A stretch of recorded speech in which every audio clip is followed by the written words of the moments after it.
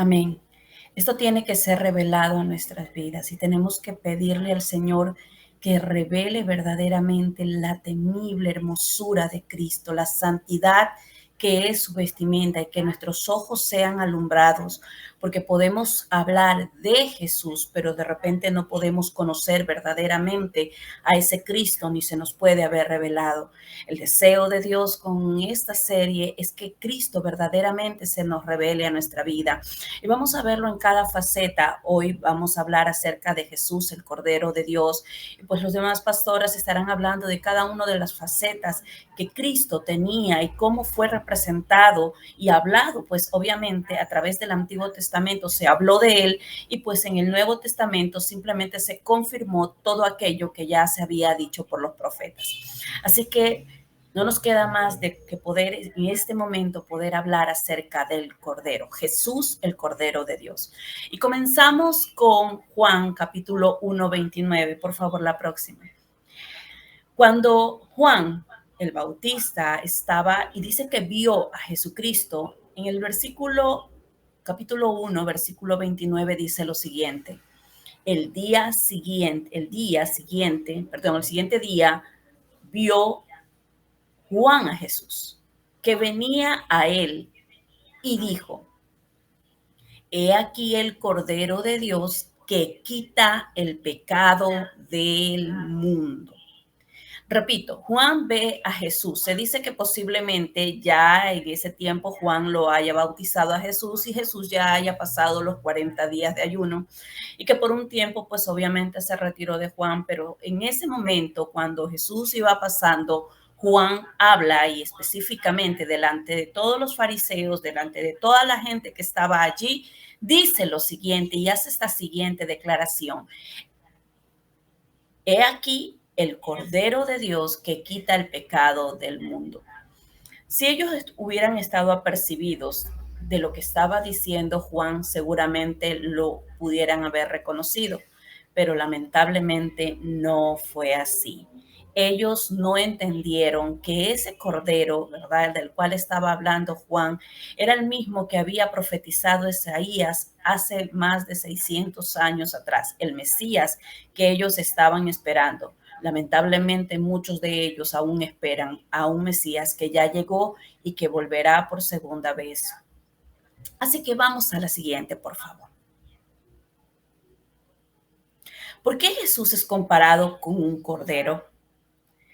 En Isaías 53:7, en la versión TLA dice lo siguiente: fue maltratado y humillado, pero nunca se quejó. Se quedó completamente callado como las ovejas cuando le cortan la lana y como cordero llevado al matadero, ni siquiera abrió su boca. Ahora, ¿por qué a Jesucristo se lo compara con un cordero? Primero, porque los corderos eran símbolo de humildad y de disposición para someterse a la voluntad del amo. Jesús posee precisamente todas estas características. De hecho, en el libro de Juan mismo registra que él indica que él no vino a hacer su voluntad, sino la voluntad de aquel que lo envió, en este caso el Padre. Jesús posee todas estas características. Es humilde, dispuesto a someterse al Padre. Además de ello, ¿verdad? Los corderos también eran muy utilizados generalmente para quitar el sacrificio por la culpa de pecado.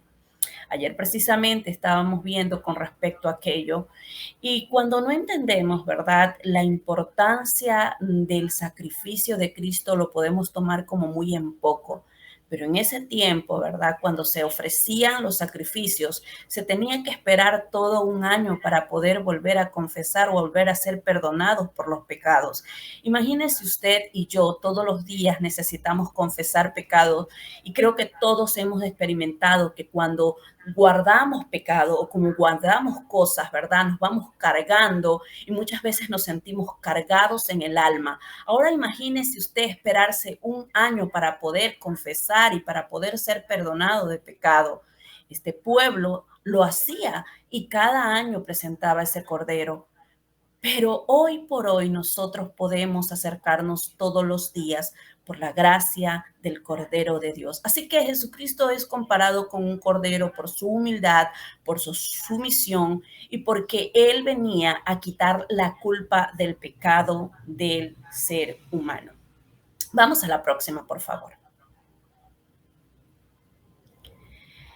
¿Qué es el cordero? ¿Qué tipificaba el cordero en el Antiguo Testamento? Si nosotros vamos al libro de Génesis, ¿verdad? Encontramos a Abraham. Dios le pidió a Abraham que ofreciera a Isaac en sacrificio. Recuerden que Isaac era el hijo de la promesa. El Señor le había prometido a Abraham que le daría un hijo y en este caso habían pasado 25 años desde que Dios le dio la promesa hasta que nació Isaac. Algunos indican, ¿verdad?, que fue hasta que Dios iba trabajando y limpiando a Abraham. Pero le nace el niño y parece ser que él, ya pues viejo, comienza a poner toda su confianza, su mirada en el niño. Y el Señor se lo pide. Pero este hombre obedeció a Dios. ¿Por qué obedeció a Dios? Porque demostró que lo amaba más que a su propio hijo. Cuando su hijo le preguntó quién sería el sacrificio, porque el Señor le dijo que le sacrifique a su hijo, y él fue con él a la montaña para ofrecérselo, ¿verdad? No era precisamente, se dice que no precisamente era Isaac un niño, pero cuando él le pregunta, ¿verdad? ¿Quién iba a hacer el sacrificio? Porque no veía el cordero, en este caso, Abraham de manera profética le dice lo siguiente, y en Génesis 22, del 7 al 8, le dice, entonces habló Isaac a su padre, o Abraham, y dijo, Padre mío, y él respondió, heme aquí, mi hijo. Y él dijo, he aquí el fuego y la leña, mas ¿dónde está el cordero para el holocausto? Y respondió Abraham, Dios se proveerá del cordero para el holocausto, hijo mío. E iban juntos. Más adelante, pues, Abraham está a punto de sacrificar a su hijo y dice que el ángel de Dios le dijo no y le dijo detente, no lo sacrifiques, ahora sé que me amas más que a tu hijo. Porque por lo general Dios siempre nos va a pedir aquello a lo cual nosotros nos aferramos para probar nuestro corazón. En muchas de las ocasiones podemos ser aprobados, pero en muchas otras, lamentablemente, nos aferramos a aquello que Dios nos está pidiendo. Y nunca Dios nos pide para quitarnos y vernos en la ruina. Dios nos pide para darnos algo mejor y para probar nuestro corazón. De hecho, para que nos demos cuenta qué es lo que está allí. Así que este cordero, ¿verdad? Al Antiguo Testamento, vemos cómo Dios le proveyó un carnero, se dice. Un carnero, a diferencia de un cordero, pues un cordero era pues más joven que un carnero. Pero Dios le proveyó esto dando a entender lo que iba a pasar mucho más adelante y 2000 años más adelante, cuando Dios sacrificó a su hijo y lo dio por toda la humanidad. Vamos, por favor, la próxima. La sangre del cordero que liberó a los israelitas. Esa es otra escena en el libro de Éxodo, ¿verdad? Cuando ya la familia de Abraham había crecido, sus nietos, bisnietos ya habían crecido y estuvieron en Egipto, y estos fueron esclavos de los egipcios. El Señor, para liberar a su pueblo, levanta a Moisés y entonces comienza pues a levantar y a usar la vida de Moisés para poder hablar al faraón que deje a los israelitas servirle libremente. Pues en este caso el faraón se niega y no quería dejar al pueblo de Israel que se vaya porque eran sus esclavos. Mas, sin embargo, el Señor le dice que ese día ellos tenían que hablar con la congregación, ¿verdad? Y tomar un cordero, sacrificarlo y untar, ¿verdad? Allí en los dinteles de las puertas. Y cuando viniera el ángel de la muerte que iba a pasar por allí matando a todos los primogénitos de Egipto, Si el ángel veía aquella sangre, pasaría de largo y no mataría a nadie. Ese cordero fue sacrificado. Y miren lo que dice, el cordero cuya sangre libró a los israelitas de la muerte de sus primogénitos cuando estaban a punto de salir de Egipto. El Señor le dijo en Éxodo 12, del 3 al 4 y en el versículo 12, hablad a toda la congregación de Israel diciendo, en el 10 de este mes, tómese cada uno un cordero según las familias de los padres, un cordero por familia. Mas si la familia fuere tan pequeña que no baste comer un cordero, entonces él y su vecino inmediato a su casa tomarán uno según el número de las personas, conforme al comer de cada hombre. Haréis la cuenta sobre el cordero. El 12, pues yo pasaré aquella noche por la tierra de Egipto y heriré a todo primogénito de la tierra de Egipto, así de los hombres como de las bestias, y ejecutaré mis juicios en todos los dioses de Egipto. Yo, Jehová. Y la sangre os será por señal en las casas donde vosotros estéis. Y veré la sangre y pasaré de vosotros y no habrá en vosotros plaga ni mortandad cuando hiera la tierra de Egipto. Qué tremendo esto, cómo Dios salvaguarda a su pueblo. Y vemos a lo largo de toda la historia cómo Dios ha guardado a su pueblo. En este caso, ¿verdad? El Señor les ordenó que pudieran pues tomar un cordero y la sangre de ese cordero guardaría a sus familias de la muerte. Hoy tenemos nuestro cordero que fue inmolado y nos ha salvado de esta muerte espiritual. Vamos a la próxima, por favor. Dios proveyó cómo. Primero, rescate para liberar a Israel de la plaga de los primogénitos. Recuerde, ya lo leímos. También instituyó, ¿verdad?, la Pascua como una institución para que a través de cada generación se recordara el rescate y la liberación de Israel por parte de Dios. Recuerde que nosotros hoy también recordamos que Dios nos rescató del mundo. Y lo próximo era la sombra del sacrificio perfecto. Era eso simplemente una sombra de lo que iba a ser el sacrificio perfecto y el rescate perfecto que Jesucristo nos proveería a nosotros. En Éxodo 12, del 25 al 27, dice lo siguiente: y cuando entréis en tierra que Jehová os dará como prometió, guardaréis este rito. Y cuando os dijeren vuestros hijos, ¿qué es este rito?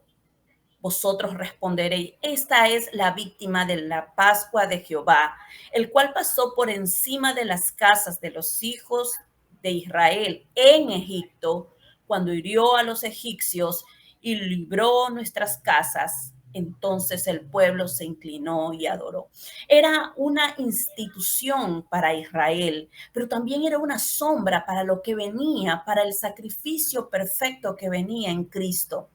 La institución de la Pascua. El término Pascua, ¿verdad? Se deriva del verbo que significa pasar por encima. Recuerde, el ángel de la muerte iba pasando, pero cuando veía la sangre, simplemente él perdonaba a aquel primogénito de aquella familia donde veía la sangre. Se dice, ¿verdad?, que algunos historiadores, que no solo el pueblo de Israel, sino aquellos egipcios que creyeron también en lo que iba a venir, también se unieron al pueblo de Israel a celebrar la Pascua en ese tiempo. Entonces, el ángel pasó por encima, perdonó a aquellas vidas y pues salvó aquellas vidas. Si nosotros podemos ver ahora, nosotros fuimos salvos por medio de esa Pascua que es Cristo. Y vamos a la siguiente, por favor.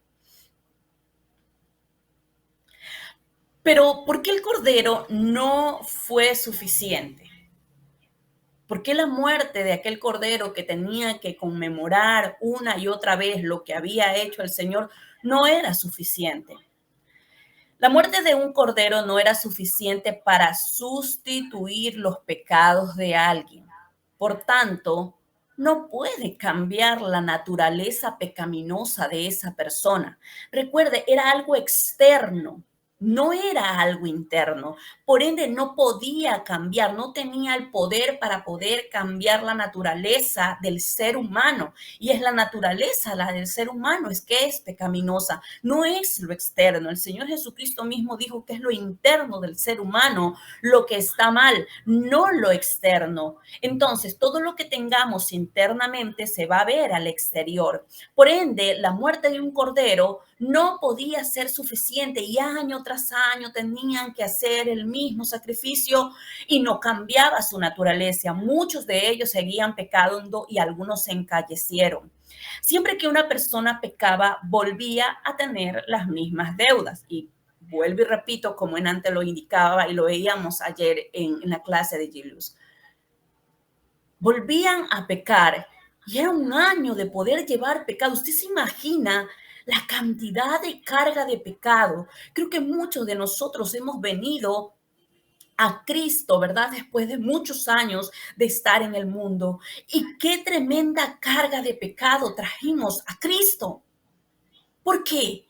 Porque lamentablemente cuando estamos sin Él, nuestra vida es hueca, vacía, tomamos un mar de malas decisiones y lo único que viene es la carga del pecado. Así que tal sacrificio en el Antiguo Testamento era una señal de fe, de un sacrificio mayor. Se necesitaba un sacrificio mayor. Por eso estos sacrificios no eran suficientes para perdonar los pecados de la humanidad. Mire lo que dice Hebreos 10 del 1 al 4. Porque la ley, teniendo la sombra de los bienes venideros, no la imagen misma de las cosas, nunca puede, por los mismos sacrificios que se ofrecen continuamente cada año, hacer perfectos a los que se acercan. De otra manera, cesarían de ofrecerse, pues los que tributan este culto limpios una vez, no tendrían ya más conciencia de pecado. Pero estos sacrificios, cada año, se hace memoria de los pecados, porque la sangre de los toros y de los machos cabríos no puede quitar los pecados. No puede. Era imposible, eran simplemente animales. Y pues obviamente era lo externo que se trabajaba, si se puede decir así. No había un cambio de corazón, no había un cambio, ¿verdad?, de naturaleza. Por ende, ese cordero no era suficiente, era una sombra de lo que venía, pero no era suficiente para poder perdonar el pecado del ser humano. Vamos al próximo, por favor. ¿Cómo se convierte Jesús en el Cordero de Dios? Tal sacrificio no tenía poder para quitar nuestros pecados. Dios Padre envía a su Hijo al mundo para morir por nosotros. Ese sacrificio, una sola vez y para siempre, fue capaz de destruir las consecuencias del pecado, la muerte y la separación. Recuerde, era un hombre el que pecó y Jesucristo vino en forma de hombre para poder vencer al pecado. Él no venció el pecado, ¿verdad?, como Dios, aun cuando es 100% Dios y 100% hombre. Pero si él como Dios, ¿verdad?, hubiera vencido al enemigo, hubiera sido hasta desventajoso, porque Dios es creador del diablo. Aún lo creó, no lo creó como diablo, sino como un ángel de luz. Pero lo venció como hombre, tipificando que este segundo Adán, ¿verdad?, que no tenía pecado, vencería como hombre aquel que tenía el imperio de la muerte y había engañado al primer Adán. Por lo tanto, permitió que Jesús, su Hijo, fuera usado como cordero sin mancha, como sustituto a los pecados de cada persona. El cordero murió en tu lugar, en mi lugar, para que podamos tener comunión con Dios nuevamente. Ese sacrificio perfecto, cuando Cristo muere, ¿verdad? Se abre la cortina, esa cortina que separaba el lugar santo del lugar santísimo. Y hoy, lo dice Pablo en el libro de Hebreos, podemos entrar y podemos libremente accesar a ese lugar. Podemos tener perdón de pecados. En Hebreos 10, del 5 al 7 dice, por lo cual entrando en el mundo dice, sacrificio y ofrenda no quisisteis, me preparaste un cuerpo, holocausto y expiaciones por el pecado no te agradaron. Entonces dije, he aquí vengo, oh Dios, para hacer tu voluntad, como en el rollo del libro está escrito de mí. El Señor Jesucristo se ofreció libremente, voluntariamente, en total sometimiento al Padre, para que tú y yo ya no carguemos con todo ese peso de pecado, de culpa, de dolor, de aflicción, de todo aquello. El Cordero se dio como un sacrificio y como una ofrenda para limpiar nuestras conciencias de toda obra muerta y a través de su sangre podamos ser limpios. Entonces, por ende, Jesucristo se convirtió en aquel Cordero de Dios. Vamos a la próxima, por favor. Ahora, el apóstol Pablo nos habla precisamente de esto.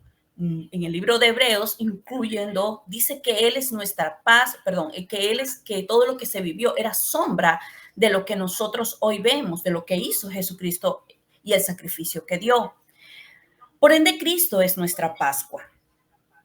Dado que Jesús nunca pecó siendo hombre, su sacrificio fue mucho mayor que el de un simple cordero.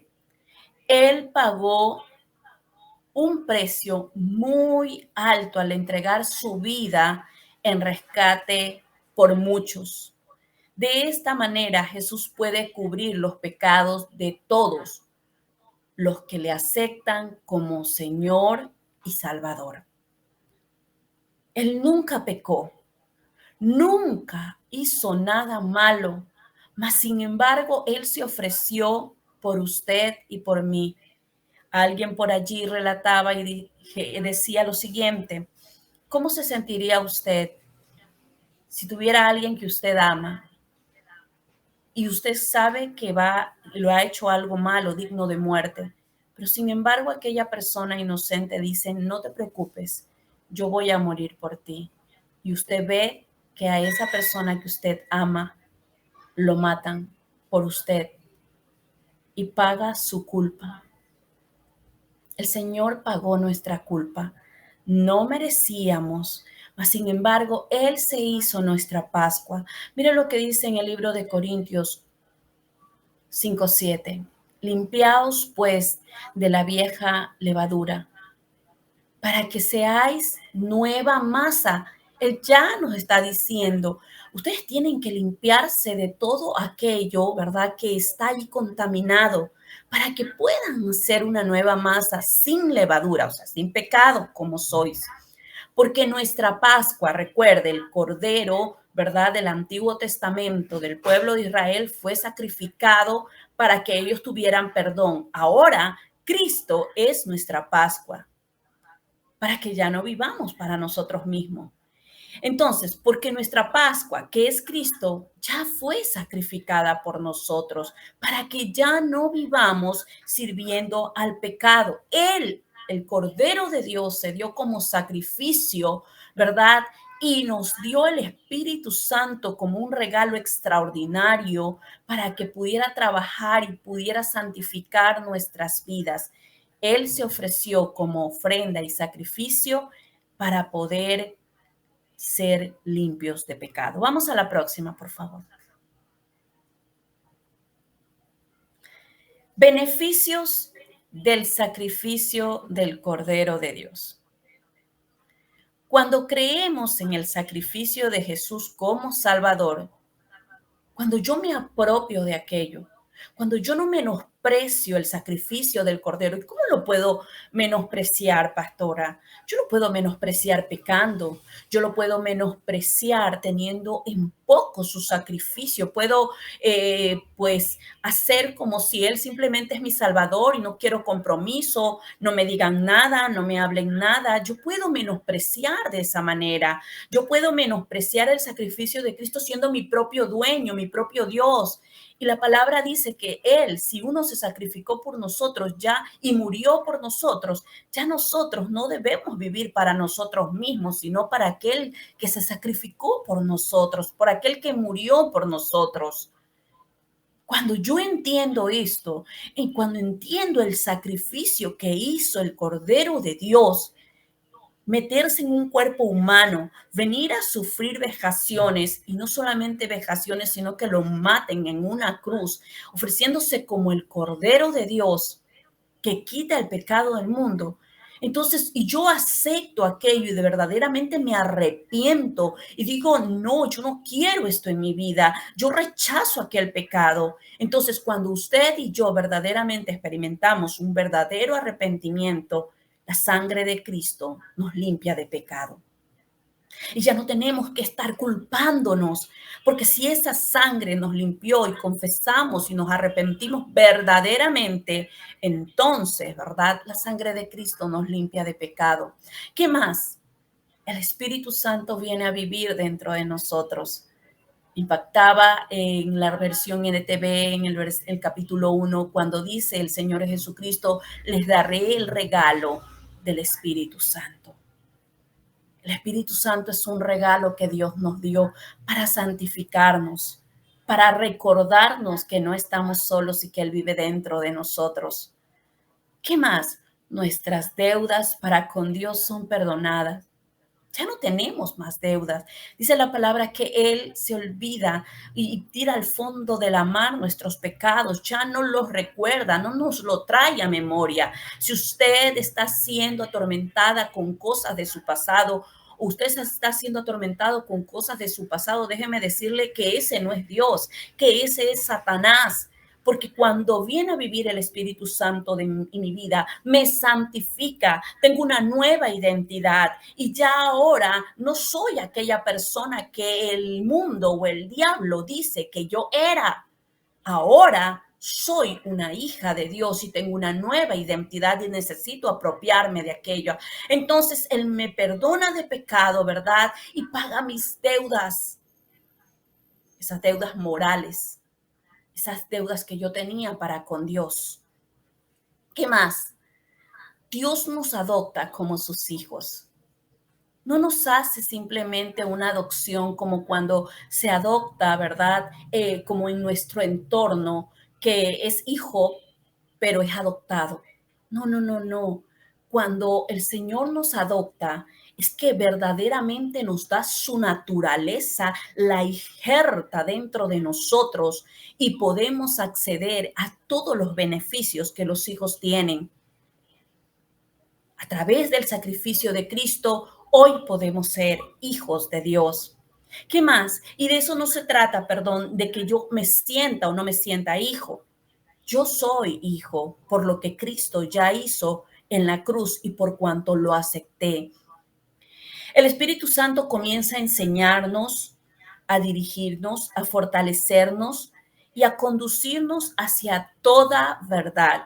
Si el Espíritu Santo vive dentro de usted y de mí, el Espíritu Santo nos va a enseñar. Obviamente yo tengo que sentarme a ser instruida, pero estoy hablando de que aquella palabra que usted lee, aquella palabra que usted y yo meditamos, el Espíritu Santo nos va dirigiendo, nos va enseñando, nos va fortaleciendo y nos conduce a toda verdad, porque sabe que muchos de nosotros manejamos tanta tiniebla, venimos de un mundo lleno de tinieblas y el Espíritu Santo está deseoso de poder quitar aquellas tinieblas, tinieblas relacionales, tinieblas en nuestra alma con respecto a Dios, porque muchas veces tenemos un concepto equivocado de Dios. El Espíritu Santo quiere sacar toda aquella tiniebla y mentira y engaño que hay en nuestra vida. Obviamente si nos dejamos, hermano, porque también puede ser que a mí me estén diciendo, tú estás en esta condición o me esté diciendo la palabra y yo diga no, no, no, no, no, y me cierre a un no,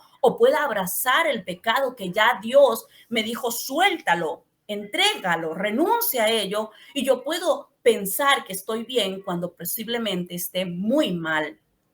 Y lamentablemente allí simplemente me voy encalleciendo. ¿Qué más? Comenzamos a vivir una vida nueva. El Espíritu me da el poder, la gracia necesaria para poder decir no al pecado, para poder vencer, para poder decir no a aquello que antes me atraía. Hoy puedo comenzar a vivir una vida nueva y diferente porque Él me da el poder para hacerlo. Y pues también por aquel sacrificio de Cristo me hace parte de la familia y el pueblo de Dios y nos unimos al reino. Me hace parte del cuerpo de Cristo. Siempre le decimos a la iglesia, asegúrese de algo, que usted no sea simplemente miembro de una iglesia y no miembro del cuerpo de Cristo. ¿Cómo es esto, pastora? Que yo puedo estar en la iglesia y puedo estar en una membresía, obviamente a veces sin compromiso, pero posiblemente yo no esté en el reino, no esté viviendo reino, viva religiosidad, no sea parte del cuerpo de Cristo, porque no me duele, ¿verdad? Hacer pecado, no me importa si se duele el otro, si no se duele. Necesitamos entender que a través de ese sacrificio nos hizo parte de la familia de la fe, parte del cuerpo de Cristo, y que usted tiene un lugar en el cuerpo de Cristo y que a través del sometimiento y la obediencia Dios lo va colocando en un lugar. Pero si no nos sometemos, no nos obedecemos, es difícil, hermano, que Dios pueda colocarlo en el lugar donde designó para usted, porque es la obediencia, ¿verdad?, la que nos ayuda a permanecer en este reino. Vamos a la próxima ya, como para concluir. Conclusión. Jesús es el Cordero de Dios. ¿Por qué? Primero, porque nació en Belén. Los sacerdotes criaban a los corderos en Belén y los sacrificaban en el templo. Cristo nació en Belén, ¿verdad? En un pesebre, nació allí. Todo lo que pasaba alrededor de la vida de Cristo tenía un propósito y un plan. Y Él nació en Belén y precisamente en ese lugar, en Belén, es donde criaban a los corderos y los sacrificaban pues en el templo de Jerusalén. Segundo, los corderos elegidos en la Pascua debían ser los mejores en su especie, sin mancha, y Jesús no tenía ni mancha ni defecto. Por tiempo, usted lo puede ver en Éxodo 12:5, donde el cordero tenía que ser perfecto, tenía que ser sin mancha, sin ningún tipo de defecto. Cristo fue el cordero sin mancha. Él no tenía defecto, él no tenía pecado. Él fue el cordero perfecto. ¿Qué más? El cordero debía morir en la plenitud de su vida. En esos 12:5 también, donde hablamos acerca, donde vemos acerca de la Pascua, ¿verdad? Vemos que este cordero tenía que estar o morir en la plenitud de su vida, más o menos a los 3 años era la plenitud de la vida del cordero y a esa edad, ¿verdad? Ellos tenían que morir. Jesucristo murió en la plenitud de su vida, murió en los 33 años, en la plenitud de su vida y se puede decir incluso de su ministerio. La sangre del Cordero de la Pascua tenía que ser aplicada de manera correcta, tenía que ser puesta en los dinteles, no tenía que ser puesta abajo en la puerta para no ser pisoteada. Por ende, necesitamos entender que nosotros debemos de usar la sangre de Cristo de manera correcta, hermano. No podemos pisotear. Incluso el libro, Pablo está hablando y dice que no podemos pisotear la sangre de Cristo, ¿Cuándo la pisoteo? Cuando yo la menosprecio, cuando vivo pecando y digo, sí, sí, sí, perdóname por el pecado, pero vuelvo al pecado y vuelvo a deleitarme en el pecado, vuelvo a deleitarme en el pecado. Una cosa es que yo diga, no, no me agrada, yo no quiero volver a esto. Por favor, Señor, ayúdame, busco ayuda, busco un pastor, busco un líder que me ayude a salir de ese pecado. Otra cosa es que yo me viva deleitando en el pecado y yo viva, perdóname, Señor, perdóname, Señor, perdóname, Señor. Entonces estoy usando o aplicando la sangre de Cristo de manera incorrecta y no me puede limpiar porque no me arrepiento, así de simple, hermano. Ellos tenían que poner en los dinteles de la puerta y no debía ser pisoteada, debía ser aplicada correctamente. Hoy nosotros necesitamos apropiarnos del poder que hay en la sangre de Cristo y poder vivir una vida que le agrade a Él y no pisotearla. ¿Qué más? Los sacerdotes identificaban los corderos para el sacrificio. Eran los sacerdotes los que identificaban qué cordero iban a ofrecer para el sacrificio. En este caso, Juan era el hijo de Zacarías, sacerdote en ese tiempo. Y Juan, ¿verdad? Que su papá era sacerdote y por ende le tocaba ser sacerdote también a él. Dios lo llamó a ser profeta, pero por la línea, ¿verdad? Él debía haber sido sacerdote. Juan, este Juan le llama y le dice el Cordero de Dios. ¿Quién lo identificó? Pues un hijo de un sacerdote. Los sacerdotes eran los que identificaban al Cordero y fue precisamente Juan que le dijo, he aquí el Cordero de Dios que quita el pecado del mundo. Además de ello, los corderos, ¿verdad? Eran sacrificados en el templo. Todos los corderos tenían que ser llevados a Jerusalén para ser ofrecidos al sumo sacerdote. Jesús murió en Jerusalén. No podía haber muerto en otro lugar. ¿Por qué? Porque él era el Cordero de Dios y ellos, pues todos los corderos debían ser llevados al templo de Jerusalén para ser sacrificados. Los huesos del Cordero de la Pascua no debían ser rotos. Lo dice Éxodo 12:46. La palabra dice, ¿verdad? Que cuando vino el guardia a ver a Jesucristo, ya no le rompió ni las piernas ni nada, solamente le pasó la lanza para saber que ya había muerto. En ese tiempo, ¿verdad? Los que estaban en la cruz les rompían las piernas para que ellos mueran más rápidamente porque pues estaban expuestos y las aves de rapiña les picaban los ojos y poco a poco iban comiéndose sus carnes, pero también, ¿verdad? En esa agonía duraban a veces hasta 3 días, en ocasiones duraban hasta 3 días. Entonces, era una manera, ¿verdad? Estos soldados romanos eran una manera de que estos mueran mucho más rápido y les quebraban las piernas. Cuando el soldado romano fue a ver a Jesucristo, pues ya Jesucristo había muerto, eso pues de las 3 de la tarde y pues no hubo necesidad de quebrarle los huesos. Por ende, el cordero, ¿verdad? De la Pascua, no debían ser rotos sus huesos, los huesos de Cristo nunca fueron rotos. Por ende, podemos certificar que Cristo es nuestro cordero perfecto que quita el pecado del mundo. Vamos a la aplicación, por favor. Aplicación. Siendo Cristo nuestro cordero santificador, libertador y sanador, ¿cómo debo de responder ante tal sacrificio? Primero, debemos arrepentirnos. Debemos arrepentirnos de nuestros pecados y vivir continuamente confesándolos. Recuerde, antes tenía que esperar el pueblo un año para confesar todos sus pecados. Hoy usted y yo tenemos libre acceso para poder confesar y reconocer y despojarnos de toda carga, como dice el libro de Hebreos capítulo 12. Hoy podemos despojarnos y no tenemos que esperar un año para confesar pecados, para sentirnos libres del pecado, porque una vez que los confesamos, podemos ser libres. Así que necesitamos arrepentirnos. Segundo, necesitamos aceptar su sacrificio. Necesitamos aceptar lo que Él hizo en la cruz y valorarlo, hermano, porque no fue cualquier cosa, fue el sacrificio del Hijo de Dios que dio su vida por usted y por mí. Por ende, debo de aceptar y valorar aquel sacrificio que Él hizo viviendo todos los días para Él.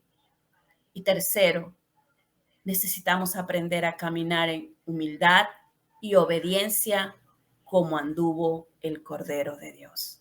El Cordero de Dios fue obediente, aceptó la voluntad del Padre, de tal manera que pudo decir: Padre, si es posible, que pase esta copa, pero que no se haga lo que yo quiero, sino como tú. Cuando yo hago y digo: Señor, yo rindo mi voluntad, que no se haga lo que yo quiero, sino lo que tú, entonces estoy sometiéndome a la voluntad de Él y estoy andando como anduvo el Cordero de Dios. Anduvo en obediencia y en humildad. Y eso es lo que necesitamos, hermano. Si no lo podemos hacer, dígale: Señor, dame de tu gracia para poder andar en obediencia y humildad como tú demandas. Y Él estará listo y presto para ayudarnos. Así que necesitamos responder con arrepentimiento, con obediencia, caminando en humildad y aceptando y valorando el sacrificio que Cristo hizo por nosotros. Cierre sus ojos y vamos a orar. Padre, gracias. Gracias por el sacrificio de Cristo, el Cordero de Dios. Gracias por habernos enviado a tu Hijo, Señor. Gracias, Padre, porque en Él se cumplió toda profecía. Gracias, Señor amado, porque he aquí, mi Dios, no queremos seguir desvalorizando el sacrificio que hizo tu Hijo por nosotros. Queremos amarlo, queremos aceptarlo, queremos valorarlo, Señor, en todo lo que hagamos. Queremos rendir nuestra voluntad y no pelear, Señor amado, contigo, sino decirte, como dijo el Cordero, que no se haga lo que yo quiero, sino lo que tú quieres, Señor. En esta hora, Señor amado, te damos gracias. Si tú por primera vez te has conectado a este lugar y has escuchado hoy que Cristo es tu Cordero, que puede quitar aquella culpa que has llevado, aquel peso que has llevado durante años. Hoy puedes decirle: Señor, yo te acepto como mi Señor y Salvador y te pido que inscribas mi vida en el libro de la vida para que cuando pases lista, ahí esté mi nombre. Hoy acepto el sacrificio del Cordero y me arrepiento de mis pecados. Y te pido, Espíritu Santo, ven a morar en mi vida como aquel sello de que soy tuya. Gracias te damos, Señor, en el nombre de Cristo Jesús. Amén y amén. Bendiciones, mis hermanos. Espero que esta enseñanza haya bendecido su vida. Saludos.